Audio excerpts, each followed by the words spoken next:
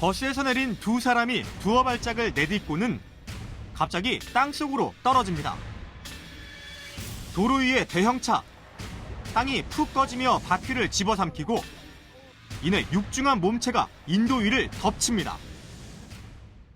잇따른 사고에 싱크홀 공포는 커져만 가는 상황. 가장 큰 원인으로 일단 낡은 하수관이 지목되고 있습니다. 이재정 더불어민주당 의원이 서울시가 제출한 자료를 분석한 결과 싱크홀 사고로 이어질 가능성이 있는 노후 하수관은 최대 42만 곳에 이르는 것으로 나타났습니다. 실제 서울시의 전체 하수관 가운데 30년 이상 된 하수관은 약 5,000km로 절반에 육박합니다. 50년이 넘는 것도 30%에 달합니다. 서울 시내 땅 아래 한 하수관에 들어와 봤습니다. 지난 1960년대에 설치된 것으로 추정되는 하수관인데 그동안의 세월을 이기지 못하고 이처럼 철근이 앙상하게 드러나 있기도 하고 콘크리트는 열화가 심하게 진행돼 손만 갖다 대도 골재가 떨어져 나갈 정도로 낡았습니다. 내시경 카메라로 서울의 하수관 곳곳을 들여다봤습니다. 여기저기 갈라지고 깨지고 무너졌습니다.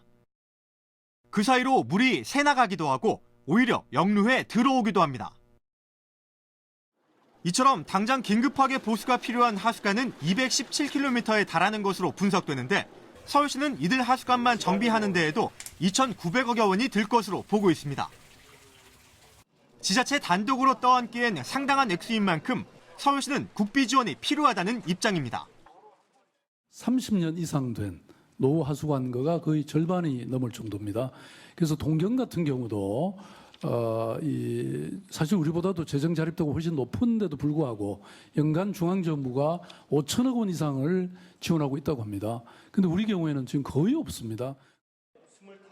이와 관련해 국회는 지난해 목적 예비비로 500억 원을 편성했지만 예산은 집행되지 못하고 묶여 있습니다.